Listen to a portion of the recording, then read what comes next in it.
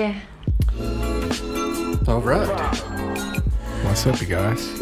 What's going on? What is going on? Back with the Daily Hypersanedy. yes, Or not daily, weekly Hypersanedy. I'm a weakling. But, volume 25. 2-5. And we have something special in store for this volume. Alec is like, wow, what the frick are we about to do? So we want to sort of spruce things up, and we would like to welcome you to our first hyper interview. All right? Right. Right. So I just totally mocked you. But yeah, welcome to the hyper interview. Where, you know, we have interviewee and interviewers, either plural or singular. Interviewees, and then, because let's say we invite somebody on the show, we're both going to interview them. You know what I'm saying? Yeah, but it's not going to be part of Or- the series. You're just going to be a guest. True. But we can make it that type. Or if it's a reoccurring guest, like somebody who's came onto the podcast before, then it could be, I mean, it's still a guest relatively, but I'm not making a lot of sense, huh? Anyways, that's okay, because we're hyper sane anyway. Yes. So, This is, if we are going to do it that way, then hyper interview is or we could just call it's a it, dreadful name, but frick you. Frick you. but this is the first of two Presenterviews, Fair. because that's a even less dreadful name. Presenterview, right. You So, know, views of the presenter. It's a Presenterview. yeah, and I'm going to ask Alex some questions, and he's going to ask nothing to me. I mean, he can if he wants, but he's going to tell me some answers to my questions. And we're just going to get this right going. And, you Let's. know, quick side note, you know, no saying no, but yeah, just shout out to everybody if you want to get hyper interviewed, or yeah, Alex like, yeah, we're got to turn this off, but we want to, you know, come on the podcast or whatever. Email us at hypersanedy@gmail.com or hit us in the DMs. Let us know. You know, we're always welcome, open arms. But Alex is really trying to hold back. But hopefully he doesn't do that for this interview. So let's get it going. All right. So. All right, no here. filter. Let's go. No filter. It's never a filter with me, at least. Okay. So my first question as an interviewer to you That's what you would be. Yeah. is, wow, what are your pros and cons of interviews? What do you see? What do you see? Just to get like a little icebreaker or something. Like what's the most like a positive type of positive thing about an interview, and then what's also a negative thing about an interview, and your thoughts on just interviews in general. You know, how do you think an interview should be ran? You know, what type of questions? You know, any type of feedback. Let's hear it. I mean, I'm no one to judge. Actually, I am, but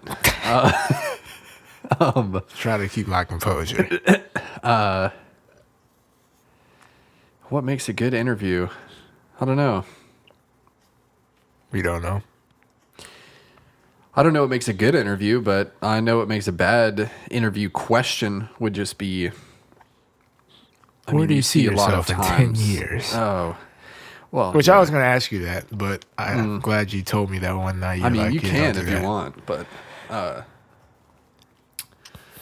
would say, yeah, what's a bad interview questions would just be like stuff that's not really a question. Right. Stuff that's like you're sort of trying to get an answer. It's a common reporter tactic. Oh, you know, they always try and just pry instigate something. shit. Yeah. And everyone catches it nowadays. Yeah, because So- they keep doing it. Right. So I think it's funny that they do keep doing it. But yeah, that, I don't know, good interview question, something that makes you actually think, pretty much. Just something that makes you actually take a second before you answer it. If you're able to rattle it off, I mean, it still may be a good one, but yeah. So that Say was it a good just needs to question make you then. think. In theory, that was a good question. Right. Because you had you Yeah, think for yeah. a second. Okay, that's pretty dope. Now we might go to like a little, you know, basic. You know what I'm saying? You're Alec. Yeah. Let's think. What does the world want to know about you, Alec? Was there anything you had to say, you know, about yourself that you want people to know?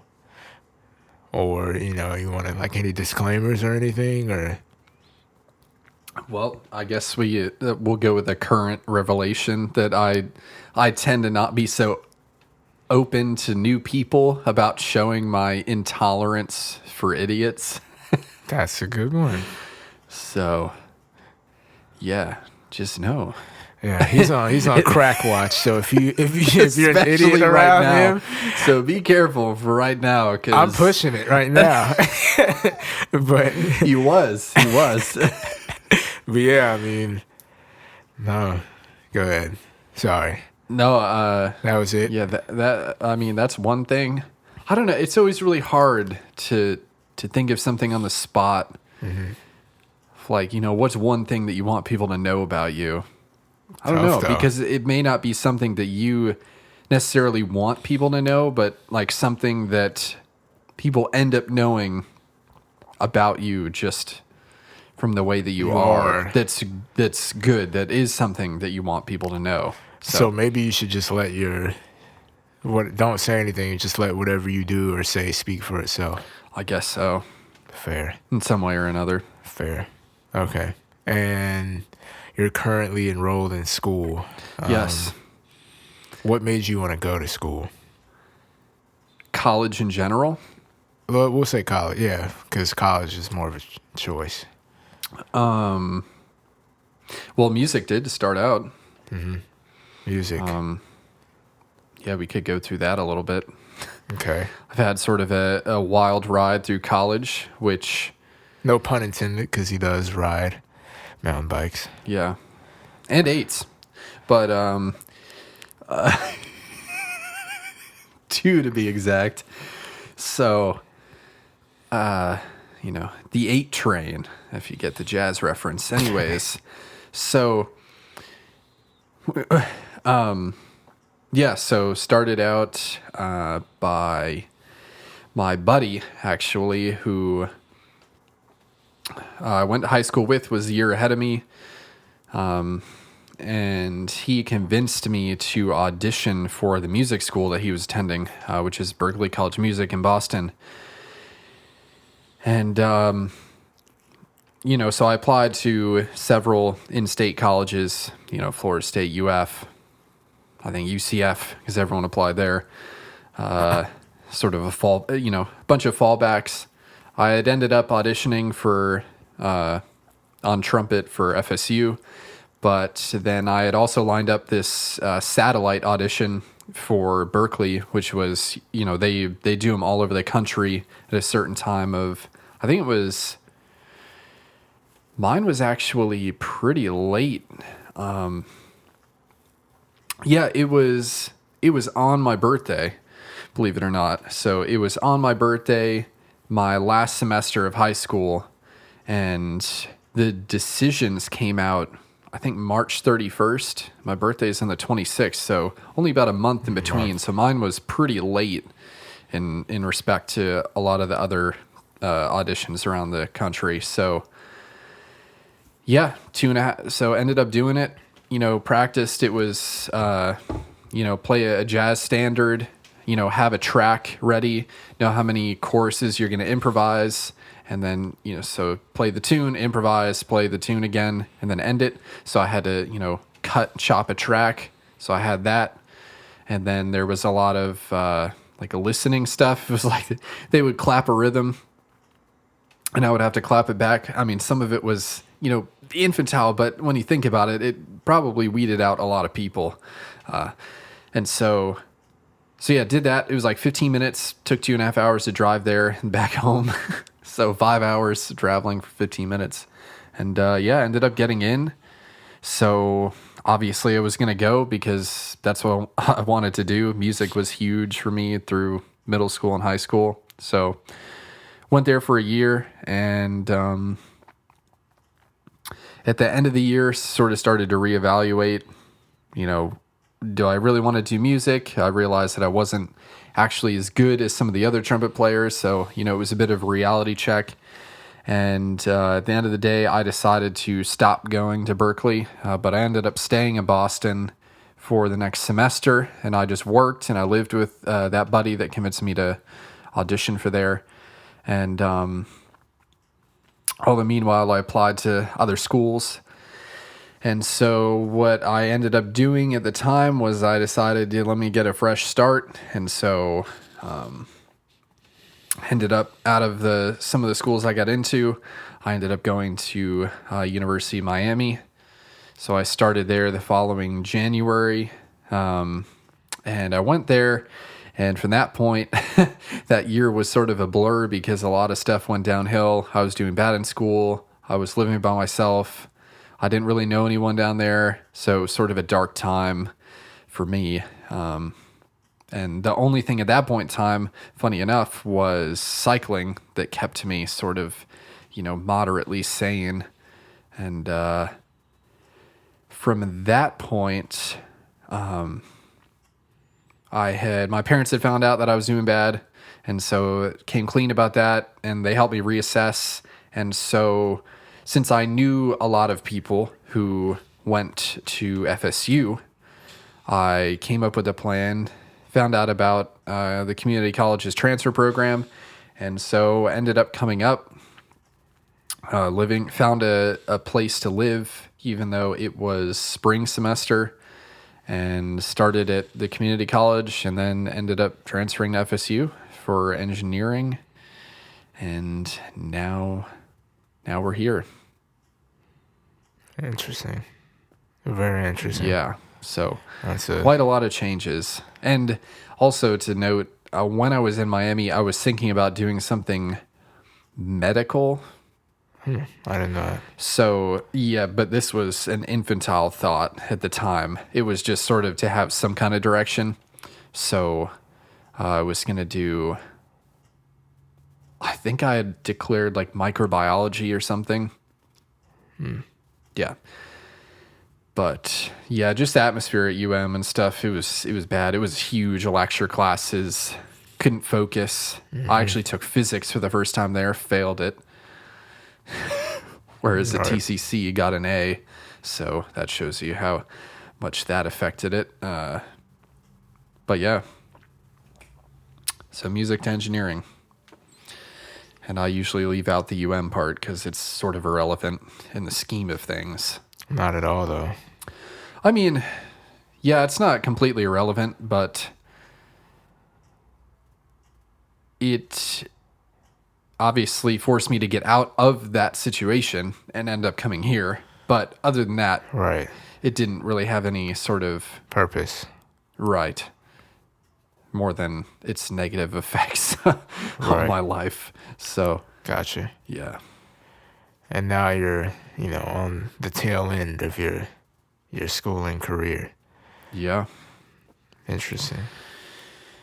Yep, and definitely not continuing school after that. No way, Jose. Okay, interesting. So that seems to be a very prominent part of your life.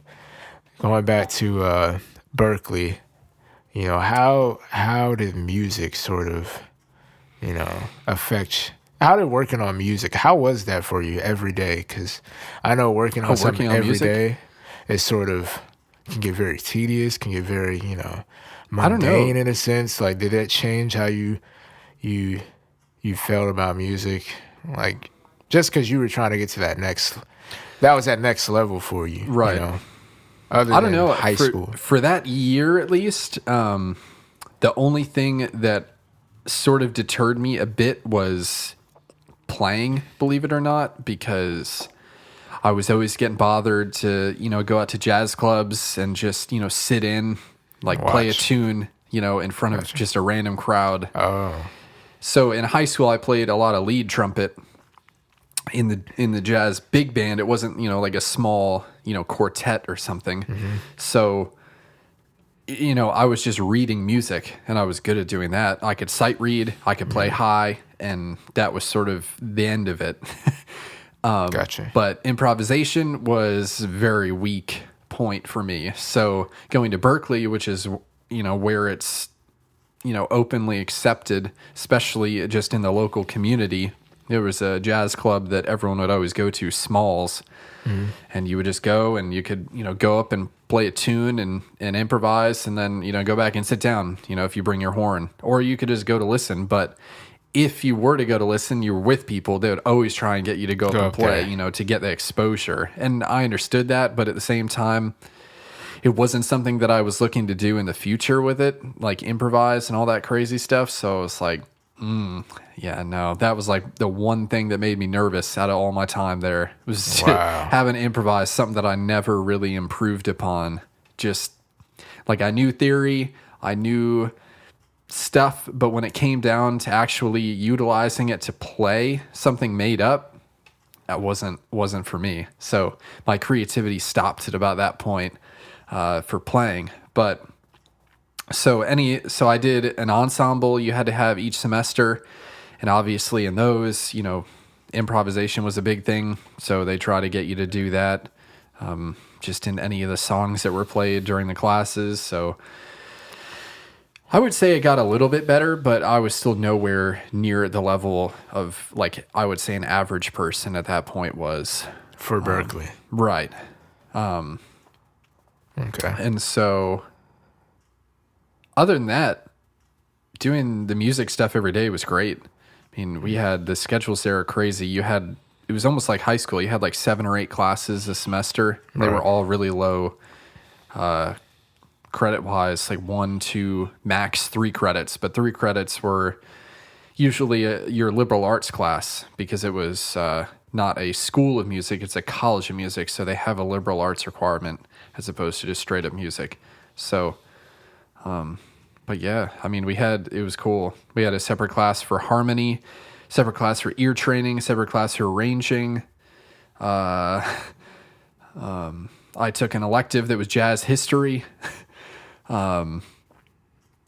And there were there were like quizzes, but other than that, and it was crazy. It was actually a trumpet professor that I took private lessons with, which was another class that you had, like a half-hour private lesson a week.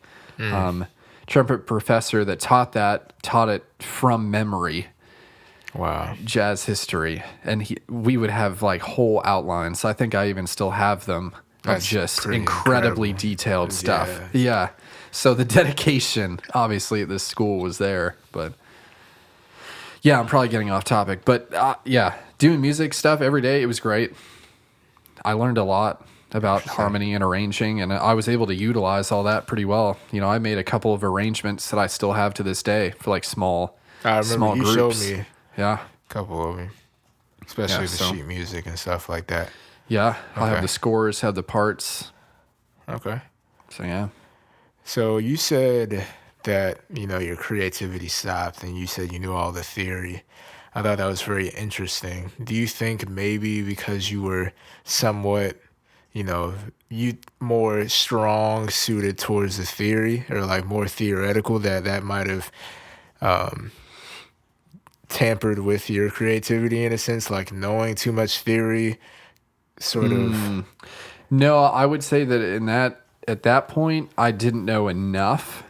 I didn't know how to apply the theory fast enough to move through a song and like read chords and be like, oh, I can play these notes. Okay. And that's good. But like I knew what notes are in a chord. Right. But it was just the speed at which I could process and then put that back through the instrument wasn't there. Gotcha. So, yeah. And then besides that, just a natural like ability to improvise, because some people have that and then they just have an even better ear and they just can hear stuff what's coming to them and then put it through the horn. So it was just that connection of like being able to hear what I wanted to play and then putting it through the horn. I never really never really got that. But see, that's what I was asking, like the theory thing, because I feel like, or not really more of the theory, but more of like understanding the structure of like how music and stuff goes and chords and whatnot. Maybe that could have took away from, you know, like you in your head, let's say hypothetically, you're playing something and you're like, I don't want to play this note because it's going to sound bad type of thing. Because I know by theory or I know by whatever, that's going to sound bad. So it sort of hinders you from not playing that. You get what I'm saying? That's what I was mainly hinting at. Maybe, but what they say is there's no wrong notes. I mean, there are definitely, but see, that's you. But if you gloss over it enough, you can sort of work it in. But there are ways to play wrong notes in improv for sure. But yeah, it just never really clicked. Okay. Honestly, I don't think it was necessarily the theory holding me back. I think it was just my ability to come up with things just out of the blue, pretty much, or in the context of a song. Gotcha. And some of it may have come is that I, was only in my infancy of studying, like, or transcribing previous, like greats solos and stuff, because I know that helps a lot. So you develop sort of a repertoire of, licks and different things like that. Right. So I hadn't really got too much of a chance to do that since, I was more focused on just actually playing the music that was there in front of me. So Gotcha. Maybe if I'd stayed at Berkeley longer, I would have gotten better, but Okay. it definitely would have been tough because I was not on track by the end of the first year. You run on track? I mean, yeah, like playing level. Like, because we were like graded on our ability to improvise and things like that. So I was, a little bit subpar from where I should have been, but Happens. yeah. Okay. One more sort of question towards that aspect. Do you think you were living up to your fullest potential at the school? And if so, or if not, why? Why weren't you? Like, do you think you were giving it all your all to be the best player you could be, or was there anything that was sort of stopping you outside? That can be confidential, but I would say I probably didn't put as much effort forward playing as I could have. I could have just thrown myself out there and, gone to the clubs, played, just forced myself to do it. But,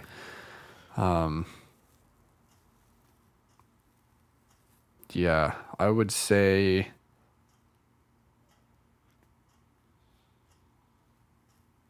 I wasn't there for long enough to really know, because in some ways I was still adjusting. I hadn't even declared a major yet, because you don't do that until your third semester or second year. So I sort of was just there, trying to work up. Plus, I didn't have the opportunities yet, really, because my playing level was low.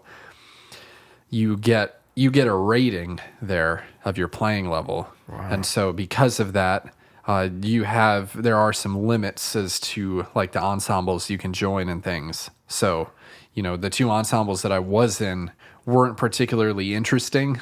They were what were called mixed styles. And so we would play a whole jumble of stuff, and you would have, like the ensemble would be, I think my second semester, it was me, a guitar player, a bass player, drummer, saxophone player, a mallet instrument player. It was just based on your level, and you end up playing a whole bunch of different styles of music, and none of it really makes sense. It's all a bit weird. Right. So I hadn't got to the point where, I got my rating up so that I could play in, like, say, like a funkadelic ensemble or something that really was interesting, or that I wanted to play in, or that, was... Your technicalities weren't there yet to get to that. Yeah. Okay. Very interesting. Specifically in like improv, really is what helped me back, because a lot of the ensembles pretty much require Improv. that you do it at some point, because they're not big. They had like big bands and stuff, but you had to be like up there in the ratings. Right. So but yeah. Interesting. Okay. But yeah, and the way they did the ratings was pretty much like 1, 2, 3, 4, 5, 6, 7, 8. So it was like by semester. So they're saying like, oh, if you come in, I think mine was like a 4. 8. So I was a 4. 8 being good. 8 being like you're at the level of a person about to graduate. Okay. So pretty much, by that scale. So, there were people that came in that were like 5s. So they came in starting at like a junior level already in their, so the rating system made sense, honestly. Basically like saying like you're in your first semester, but you can play as if, you're in your 5th. Yeah, okay. So I was at 4, which was reasonable, but all the good stuff really started at like 5. And you could get waived to get in, but you'd have to know like a professor to do it. So, yeah. I don't know if they've changed that since then. I mean, that was, 6 years ago. So, and I know that they merged with Boston Conservatory shortly after I had left. Okay. Actually, in like the next couple of years, which was like dance and all that kind of stuff. So it's just like a School for fine that. arts. Yeah, so they merged, and now it's just called Berkeley. College. Yeah. No, just Berkeley. Oh. Yeah, so. Dang. Okay. All right. Sort of segueing into, a more, I would say a more personal question, more personality question, going off of the improv thing, sort of spawned another question. Do you think you're more of a organized person, or do you sort of think you're a more spontaneous person? Yeah, just in general.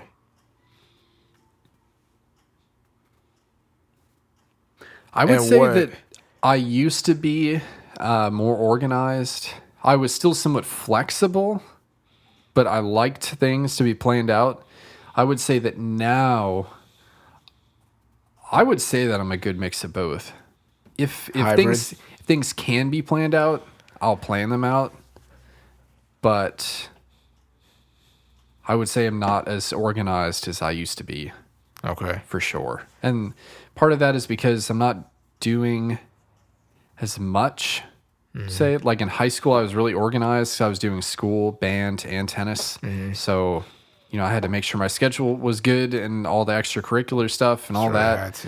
And so, it was organized. And then obviously I still made time for, doing whatever, goofing off. Right. But yeah, now it's, yeah, I don't necessarily develop as many like plans. Like even going through the day, I'll just be like, oh, I'll do this now. And oh, okay, I need to get that done. So I'll go ahead and do that. Gotcha. I don't wake up in the morning, write a list out and say, okay, this one I'm going to get done. Maybe the night before I'll be like, yeah, I should probably do this and that tomorrow. And then at some point during the day, I'll get them done if there's no time constraint.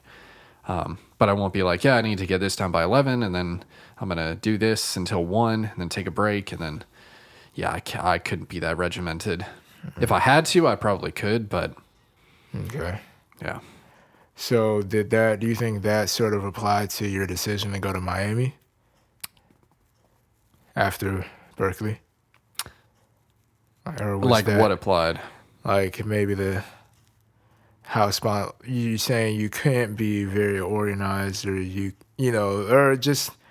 Oh no, the did reason. You have a plan, or like how organized was your plan going to Miami, or like did you have a thought process like, okay, I'm going to do boom, Yeah, my boom. thought process going to Miami, was that I was going to finish out there, of course, at the time. Right. But it was really between Miami and Boston College. So I had said, oh, let me apply to somewhere here or Boston University. Sorry, Boston University. Boston College is like way out.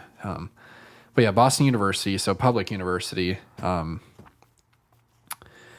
And that was I mean, right down the road, basically. They had their campus was really long, like down one of the main roads, just a super long stretch. But in my head, I was thinking, because I knew how the music scene was up there, and I was with my buddy, and I was just like, I think that I need to change the scenery in order to actually change my track and what I'm doing. Right. Which in hindsight, I think it would be interesting to know how it would have gone if I stayed in Boston, still being around all that stuff. Maybe it would have motivated me to, do the other things, or would it have distracted me? I don't know. But at the time, it seems like I was thinking it would distract me. So, yeah. So wanted to, start anew completely. New location and new direction. Okay. Interesting. And the Miami times you referenced as more of a dark time. Yeah. Did you have any sense of like, okay, it's going to get better, or you just knew? Because I feel like there's a lot of situations where you sort of, like, a person will be like, yeah, I know I'm in this sort of rough patch right now, but I know it's going to get better. Like, I might as well tough it out. Or, I mean, obviously you didn't, but was there a point in time where you thought you would be able to? I did after my, well, actually, I'm trying to remember. Was it first semester? I don't know, a lot. I don't think about it a lot. So some of it, I sort of forget the timeline, but I think my second semester went more downhill, but like the first semester wasn't too hot. And then, I just worked over the summer a little bit there, and, second semester came around and I was like, all right, we're going to go in, and the motivation wasn't there. The stuff that I was studying wasn't interesting. I wasn't understanding the classes. I think I had what was I taking? Like medical sociology, did terrible. Actually, I missed the second exam in that class. I missed it. Oh. I think I slept through it. Wow. Yeah. That was the first of two times that I was to do that. So that was particularly uninteresting. It was like an 8-person class. We sat at a conference table in a room. It was really bizarre. Yeah, with the teacher there. And so it was like really interactive, but I didn't know shit. So that, and then I think I first attempted Calc 2 there as well. Ended up withdrawing from that because this teacher was like some crazy mathematician. I had no idea what was going on. And then I think I had 2 other classes, but yeah, it was just weird. It was a weird time. I didn't know what was going on. I was like, yeah. And I think it was just the whole situation. It wasn't even just school. It was just, being there, knowing no one, just feeling disconnected in general. So, Gotcha. yeah. Okay. Very interesting. Very interesting. And you said the only thing that sort of kept you in it was bike riding. Yep. That Those was were the the only few people thing. that I knew. Okay. Would go on like group rides every week, and would go on, just a ride by myself. I mean, super nice to ride down there. Super nice. Go out to Key Biscayne, over the bridge. Beautiful. I'd go back there just to ride, honestly. It was great. But, yeah, that was about it. So, only once or so a week I would end up connecting with these people. And then back to... Yeah, right back to reality. All right. Oh, there goes gravity. Anyways. Okay, so biking is a prominent thing in your life now that has returned. How did you get introduced to biking? What made you... When I went to Miami, I got a fixed gear to ride a class. Oh, okay, and that's when you were... Okay. Yeah, so that's when I got that. And so I either did that or rode the bus. And I mean, I had a car there, but didn't use it that often, except to go home. But Yeah. So started with a fixed gear, ended up getting a road bike while I was there. And now my buddy owns that road bike because I sold it to him. Still uses it to this day. So glad to know that it lives on. Right. Something from Miami lives on. Right. Not my soul, but yeah, that part of my soul got left there. But For the better. yeah. But yeah, that got me into biking. And glad to be back into it. Okay. For sure. And then you mentioned TCC and going to FSU. So what was going through your head in that time, like getting ready to transition over to the Tallahassee area, where you're at now? Well, the fact that I knew a lot of people from high school that were here. You said that. Okay. So that was a positive. And from what I knew, the location was, pretty good. And I got a nice spot to live. Little did I know it would turn out into a shit show. But the location was good, and it was right by TCC, so it was like a 2-minute drive.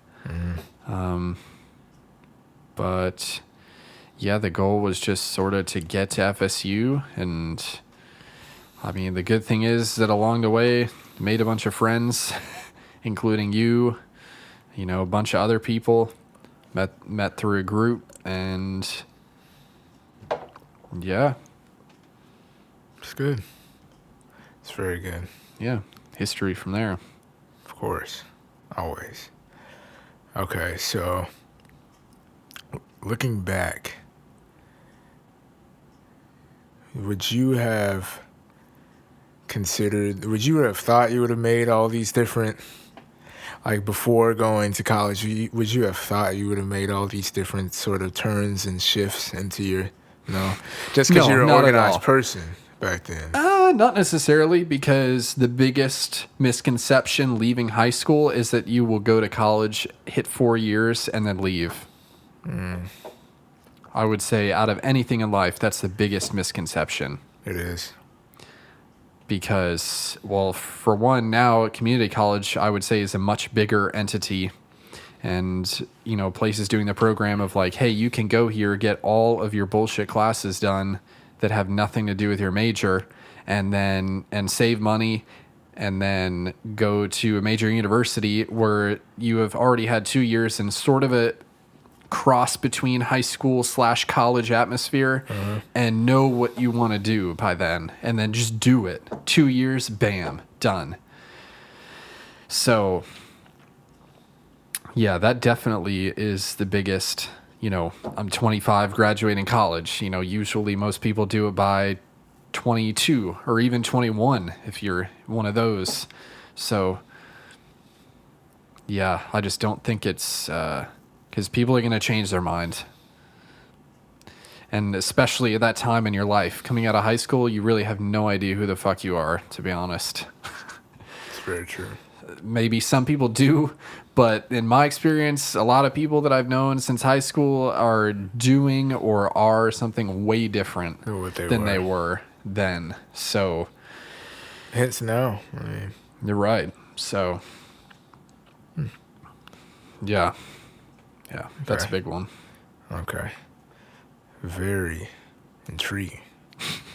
Very intriguing. Yeah. Okay. That's yeah. I'm trying to come up with a question. Not gonna lie. Okay. But we're just gonna keep talking. So take a sip. Yeah, take a sip. So, wet my palate. All right. So are there any other hobbies that you used to have that you dropped off? I mean, tennis I would consider was a hobby. Okay. When was the last time you played tennis? It's been years. Like since you stepped foot on a tennis court. Yeah, because I remember I did. So 2 years after high school, which would have been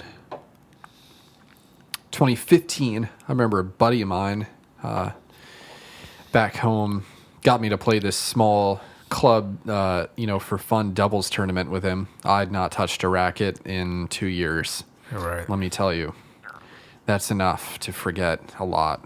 But the motions sort of come back, but it's still not the same. Like you can go in with that confidence, like, yeah, my swing and my strokes can be exactly the same, but then you end up hitting the ball and it goes fucking rogue. Yeah, it's different. And it's like, oh, okay. Because you're just not used to doing it. Moving you like lose. that. Yeah, it's not like riding a bike in that muscle memory. You still have the motions, but like you can't really do it. Fair. Yeah, so I did that, and I think since then I haven't touched it. Do you so plan 5 on? years. Do you plan on ever? Maybe. You should play tennis one day. Yeah, maybe. I don't know though. I can foresee mountain biking overtaking tennis. Oh, okay. Because I mean, you still are.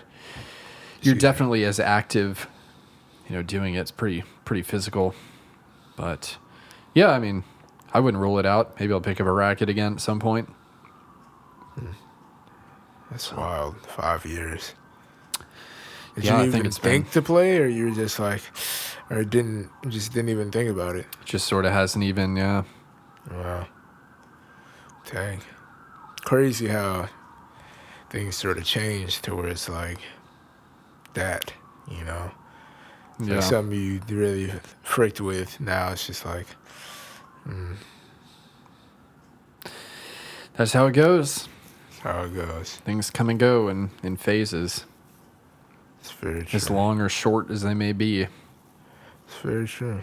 Okay. Even if it's something lifelong, I mean, that's still technically just a phase. So, Of course. Because, I mean, nothing's infinite or eternal. Okay. So I might as well hit you with a cliche. What do you think you'll be doing in the next couple of years? in the next couple of years, dang, what do I think I'll be doing? Or what would I like to be doing? Both. What do you really What do I want to think do? I'll be doing? I have no idea. Hopefully working for someone. Where will I be? That's just as good a question. Very. What would I like to be doing? I'd like to be working with bikes for sure. That is my goal at this point. But if that can't happen, I guess hopefully something with engineering, just to, stay on my feet, have a nice platform. But yeah, I don't know. It's weird to think about actually where I might be in 5 years, because I haven't the slightest clue. Yeah. I mean, who knows what's going to happen? Yeah, you don't. Who would have thought this virus is going to happen? I mean, just to go there. Sure, maybe people predicted it 4 years ago, but to actually know that it was going to happen, I mean, it's almost the same thing. Like saying, it's going to happen, but, when it does, you're still going to be surprised. Right. You're like, oh, shit, it really is happening. Mm-hmm. So, yeah, even if I were to predict, I wouldn't want to do so. Not that I would necessarily get let down if it didn't happen, but just to not, throw anything on the table. Mm-hmm. Just see where I am 5 years. 5 years from now, I can look back and be like, dang. They're looking at the next wouldn't have 5 guessed years. that. Oh, yeah. Which is as opposed to looking forward, be like, oh, in 10 years, I'm going to be here. Then you get there and you look 10 years back, be like, well, that's crazy. I thought it was going to be here. Like, no.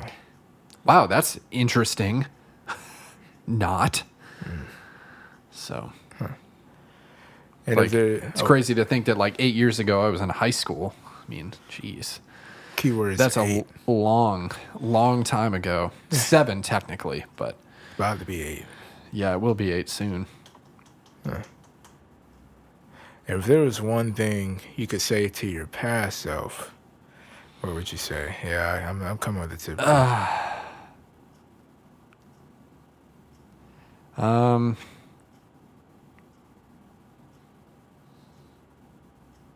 don't have to answer.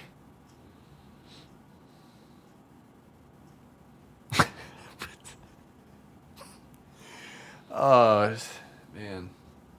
I would say don't be afraid to be different.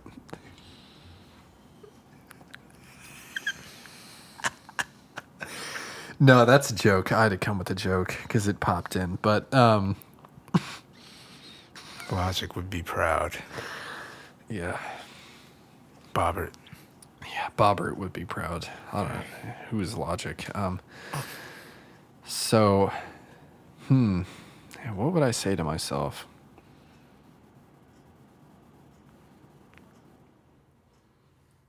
I would probably just say, like, don't be afraid to explore, like, different options.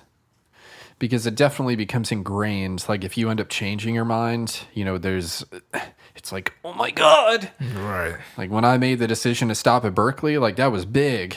I was like, yeah, I don't know. Very scared. You know, especially to tell the parents and, you know, all that.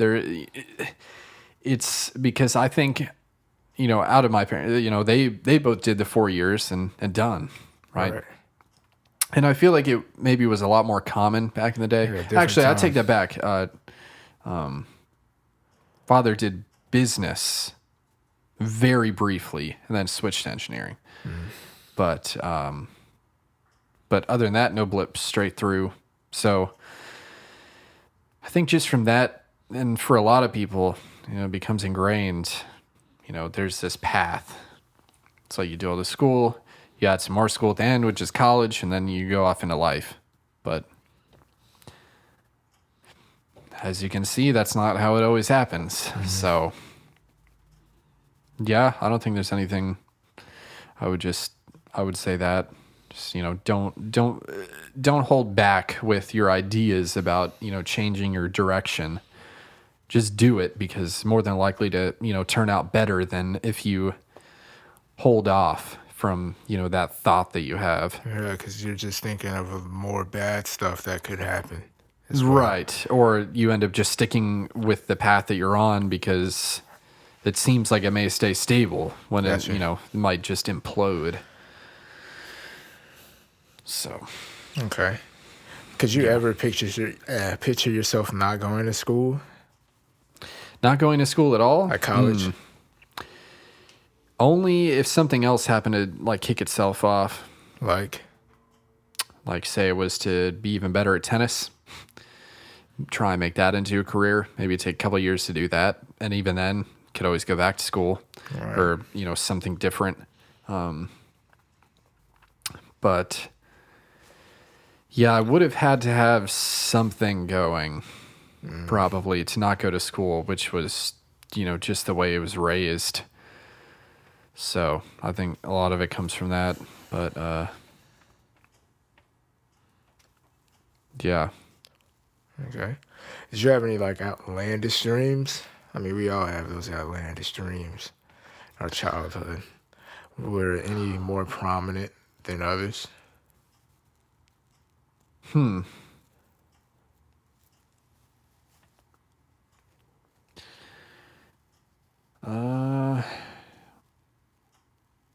don't know. If I did have outlandish dreams, I don't really remember many of them or any of them. I definitely at one point thought it'd be cool to just continue playing tennis. Yeah. I was a huge fan when I was going through high school. Would go to tournaments, you know, play in tournaments, go to watch tournaments, watch pros, you know, watch on TV all the time. Right. That, and then music as well. I mean, music was the dream. So when I got into school to do that, you know, that was the first step. I was like, oh dang, this is crazy. Okay. But then the reality hit. So that was definitely more of a dream, but I just didn't really know what I wanted to do with music. Gotcha. Was the main issue. So. Okay. Yeah. Interesting. I think if I knew I wanted to produce music at that time, I would have stuck with it. Stayed there for 4 years, done music production engineering, gotten a degree in that, and then who knows what from there. All right. Maybe landed an internship, end up doing that. But just at that time, I wasn't super into the electronic production or on my computer and stuff. Yeah. It was more just playing. So, yeah. Now, you are a producer. What made you get into that, and what's like the biggest?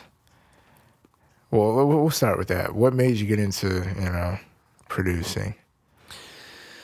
I remember I opened up GarageBand and tried to reproduce some tracks when I was in Miami.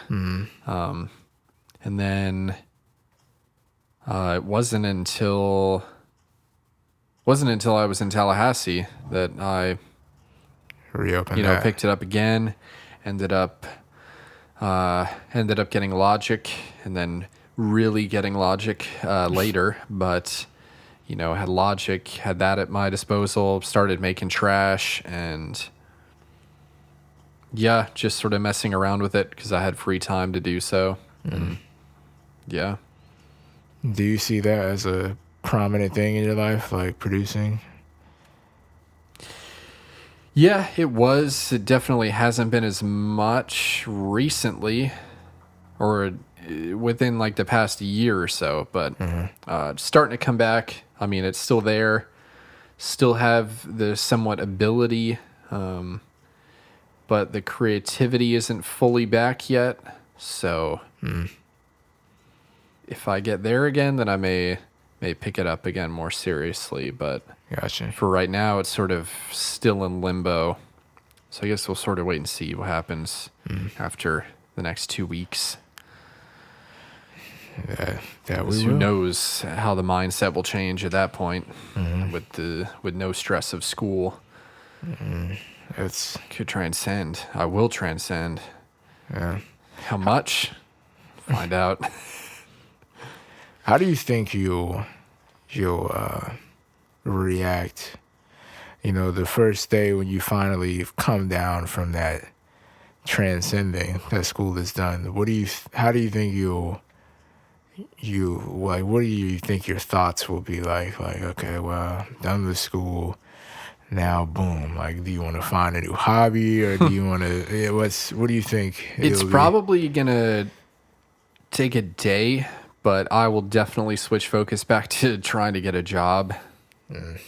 Because, I mean, it's got to happen in some respects, or an internship or something. Okay. Obviously, it's not the best time to get one. So, probably going to have to work twice as hard. But at least there's not a whole lot to think about in respect to that. Sort of just doing it. Yeah. So, that'll be something to fill the time. I would assume that I spend a lot more time on the bike, outside, being free. Literally from the indoors, because it's about the only place I've been right now. And yeah, mindset, I would imagine that I sleep better. I would imagine that I don't have a lot going on in my head. Or I'm sure that things will start taking over, like, I got to move out of here and however long, and stuff like that will slowly creep in. But I'm sure it'll be about a good week that I just become like a vegetable in my brain waves, and just sort of go with emotions. So, okay. I just had a question, and it sort of slipped. But okay. Is there any type of new things you like to get into? Any type of new ideas, or new type of, like, a new hobby, or any type of new mindset you want to get into lately, or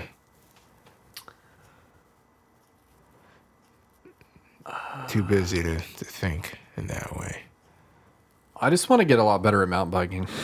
Okay. That's pretty much it. Okay. Learn skills on the bike. How to bunny hop better, how to manual, how to wheelie. Okay. all useful stuff for doing it. How to jump. Already failed that once, so was a bit too ambitious. And I mean, but you went for it though. You were spontaneous. Yeah. Bad choice.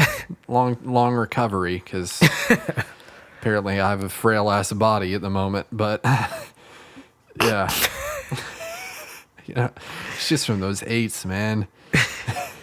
I'm just a broken person. Broken man. Yeah. Yeah, definitely want to get better at that. I would like to build a manual machine, basically just like a thing out of wood, but you can sort of teaches you how to balance back up on one wheel without having to actually be like rolling. Which, I mean, attempting a manual isn't it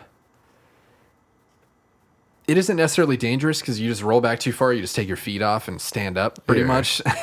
The bike just goes whoop. Yep. But yeah, just being able to, and also track standing because I can't do that either. I just need to get my balance better. Track standing? Yeah, track stands. So like where you just literally are standing on the bike still, basically. It's pretty tough. It is. Yeah, so yeah, just getting better at those skills. Okay. Basically. Dang. I just had a question and skipped again. Yeah.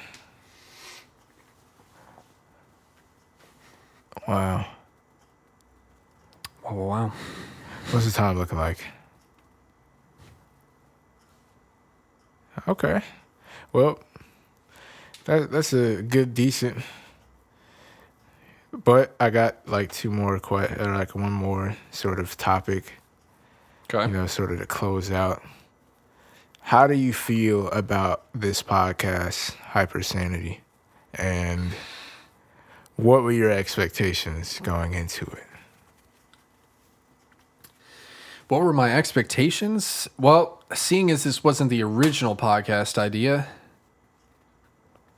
my expectations before it were a little bit different because it was going to be more of a shoot the shit kind of deal, which this sort of is in some ways. But yeah, it was just sort of to get the new ideas out there, the new views, just to put them out there for people to hear. And, if nothing else, then just to have it on record, like, wow. We did that. Yeah. Or you did that. And it's something to do. It's something to de-stress. It's something to look forward to. It's a constant. Even though it's not constant because, the topics aren't. Right, but just doing it. Yeah, doing the cast. Yeah. So, yeah, like actual expectations, I don't know if I had any specific ones.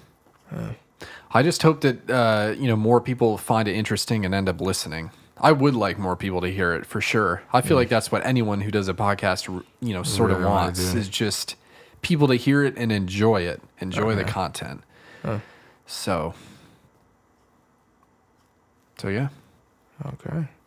I would say that's pretty much it. I think that we're doing a good job. I think that we have a pretty good audience for the moment, for being new, for not having the tools or something lack thereof for marketing and whatnot, getting it out there. But it's hard to do. Very. It's hard to do. So. Very. So yeah, we'll just keep doing it. Build up a library. And I mean, that's the best way to do it. Just like music. Once you have a bunch of music, there's stuff for people to pick and choose from. I'm sure that some of these casts, may hit, some others may not. Same goes for anyone doing a podcast, honestly. So really anything. Some's gonna hit, some's not. Right. It all depends on the person. So. Okay. Well, that concludes this interview with Alec. Thank you. And yeah. Hopefully you're not feeling dead inside, boy. I was holding my frame for the good part. You know, I was keeping my composure. But yeah, I mean, I'll just try to do something different. But hopefully, that was sort of intriguing. And, Yeah. yeah, I mean, This has been the Presenterview Part 1. Part 2 coming in 2 weeks. 2 weeks. Yeah. But anyways, yeah, I mean, it's gonna be fun. Do we even talk about what we have planned in store on the podcast? Like next volume, we got some real special in store for you. Types. Like, We don't even do that. Should we? I mean, we could plug it now. We sort of have the next 3 laid out. We do, and they're gonna be. So You might like them. Yeah. I don't know about 26, but 6th. yeah, 26 is going to be Very interesting. It's 26 a meaningful number between the two of us, and yeah, we're gonna review. We'll just come in. All right, I guess We'll we're not gonna tell what that is. But 27 is gonna be. We can tell 27. It's gonna be Khamari's. Khamari's gonna be the interviewee. I'll try my best to come up with the questions, even though I'm ass at it. And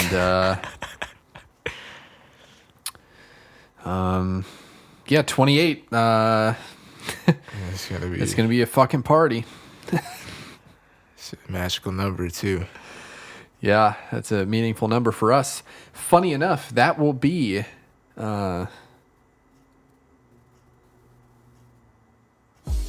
Actually, no, that won't be. That will be a week. That will be the weekend after it's been a week that I will have been done with school.